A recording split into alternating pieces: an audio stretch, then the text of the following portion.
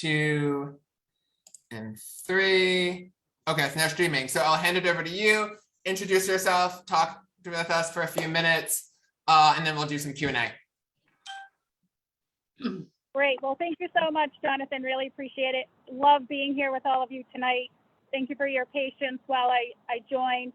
I'm State Representative Tami Gouveia. I'm running for Lieutenant Governor because I believe that we deserve leadership in the corner office that puts the health and well-being of every single resident at the heart of the ways that we're making decisions. I'm a mom, a social worker. I've been an activist. I'm a state representative, and now I'm a doctor of public health. And I've been paying attention to the Baker-Polito administration, not only through the pandemic, and have felt completely disappointed and like their responses to the pandemic have been pretty abysmal, but also throughout their whole tenure in the corner office, trying to kick, thousands of people off of Mass Health, shrinking our agencies such that they can't respond in a meaningful way to the needs of our constituents and residents across the state. And then, of course, the ways that they've left so many of our families behind through the pandemic. And so much of this comes from the fact that I grew up in the city of Lowell. I lived there for most of my life. My grandfather was in the Carpenters Union, which set my family up on solid economic footing.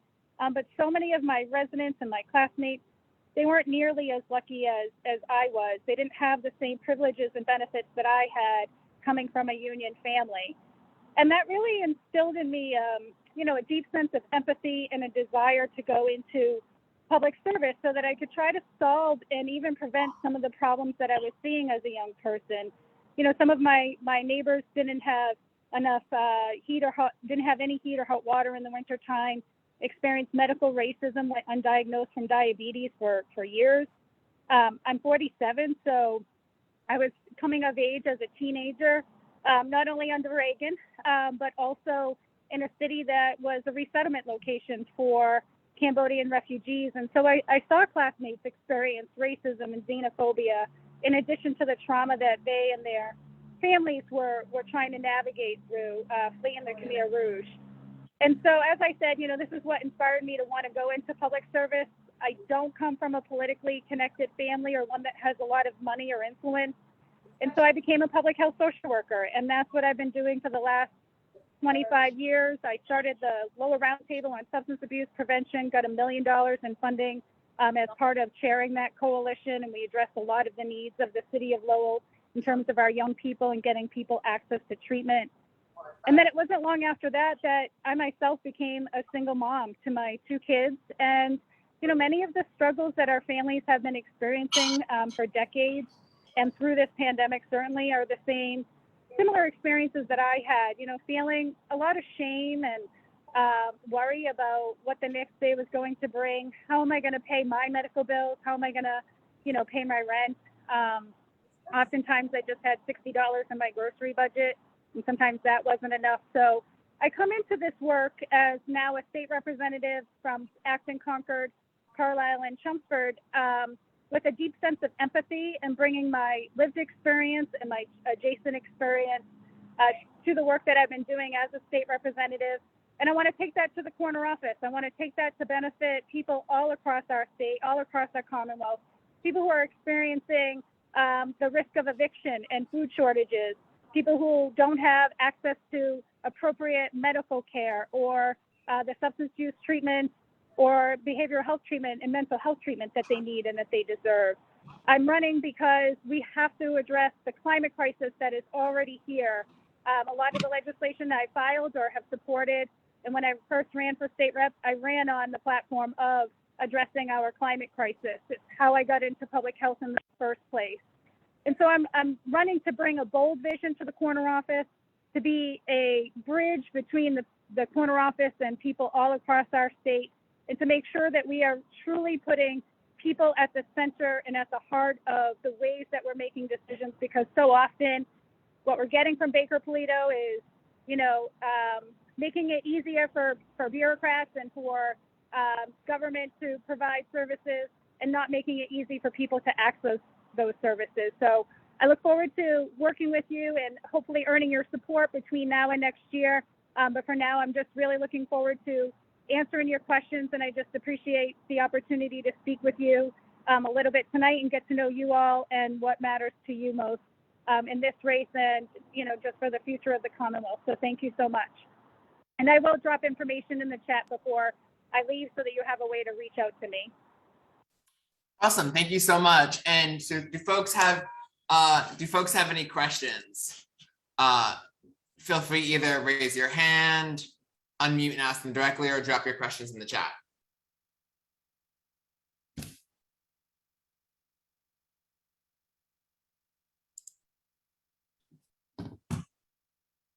Harold.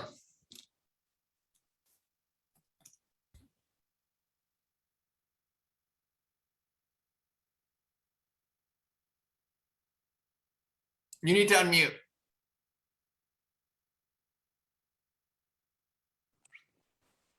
Oh, yeah, I'm sorry about that, guys. A question out of my ignorance. Does the Attorney General run with somebody? Or is it a paired ticket, or is it completely autonomous? We run completely independently of the gubernatorial candidates. So I run against whoever is running for lieutenant governor through the Democratic primary. We have to get through the convention, get 15% of the vote at the convention. We have to collect signatures that will put us on the ballot, and then get through the primary. So it's after the primary that I would be paired up with whoever the gubernatorial nominee is at that level. Okay, got it. Thank you. You're welcome. Thank you for the question. I appreciate it. Lisa, do you want to ask your question directly, or do you want me to ask it?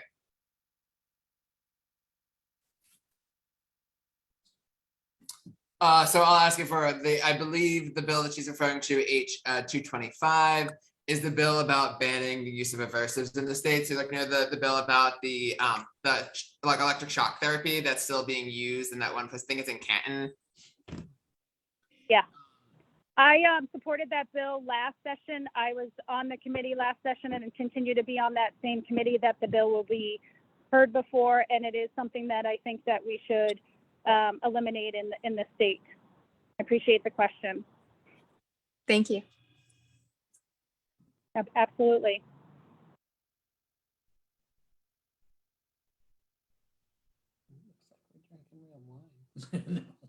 Any other questions that folks have?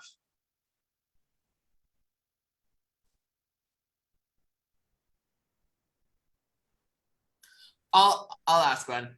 So lieutenant governor is often a position that I think flies under the radar for people, where they kind of know that it exists, but don't know what exactly does a lieutenant governor do. And with any position of that course, part of it is by statutory requirement, and part of it is whatever the person in the position makes of the position. So would be curious about your thoughts about what the office could do, kind of what the office could do, whether that comes to what Lieutenant Governor Karen Polito, what's in the job function and that she's not doing well, and things that could be done to expand how one envisions the role of the office. Sure, I appreciate the question, because a lot of folks do have a lot of questions, and they're surprised by what are the statutory requirements of the lieutenant governor, and then I like to share what I see are the opportunities for the position, because it does in some ways fly under the radar, but it has huge consequences for so many families in our state that people just we don't always appreciate. So of course, the lieutenant governor steps in when the governor is out of the state, but the lieutenant governor also oversees and facilitates the hearings and the meetings of the governor's council. And the governor's council is the body that ultimately appoints judges to the benches, as well as parole board members. And so I see tremendous opportunity for creating stronger justice for particularly our Black and brown men in our state, if we have different judges who are on the benches. And I'm not here to suggest that the judges that have been appointed are not qualified, but what I do hear from some folks who are part of the governor's council, or just different folks that I've talked to across the state about the position of lieutenant governor and its relationship to the governor's council. And what I hear is so often is that there are political appointments, similar to what we saw at the Holyoke Soldiers Home, quite frankly, that led to the deaths of, over 79 veterans in the Holyoke Soldiers Home. So you can imagine that some of the political appointments for judges to the benches, probably not the ones that we would necessarily want as Democrats, particularly with a focus on justice and equity. So I think there's some opportunities to add or perhaps take a look at what the criteria are for judges that get appointed to the benches, make sure that they have a lens and an understanding of systemic and institutional and historical racism and classism, and also that they understand childhood trauma, because right now our judges are not trained in childhood trauma and how that contributes to challenges that many of our young people and our communities are facing. And so I think that's one opportunity.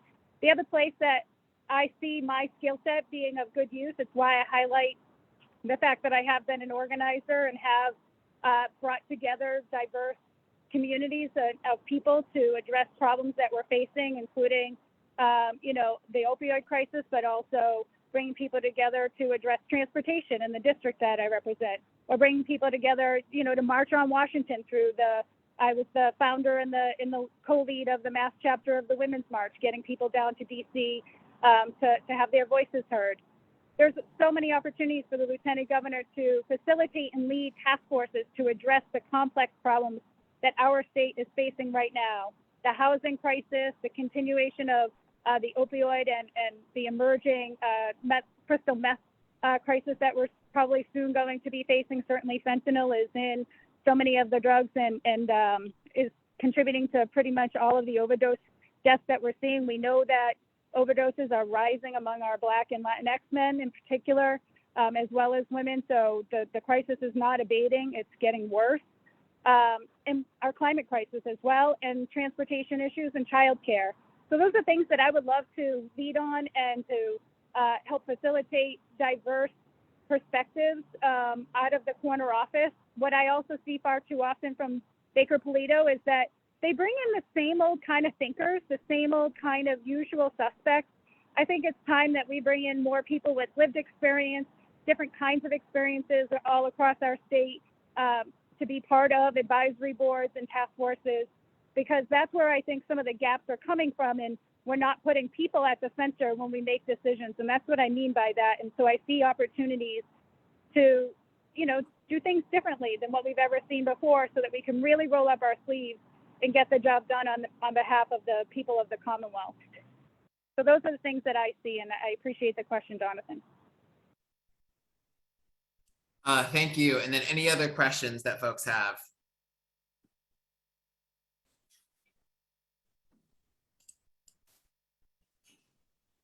Going once for questions? Going twice for questions? Hearing none, I will say thank you so much for joining us this evening. If folks are interested in learning more about your campaign, how can they do so? I will drop information in the chat if that's the easiest. I'll include my website, my email address, as well as my cell phone number, so you can feel free to reach out. I'm sure many of you are very exhausted by the races that are going on right now. I just hope that you get your votes in early, and happy voting, and good luck to whoever your candidates are that you're supporting. But I will drop information in the chat and look forward to connecting after you've had some time to rest and take a beat from everything that's been going on in your neck of the woods with the races. So thank you so much. Awesome. Thank you so much for joining us. I like it.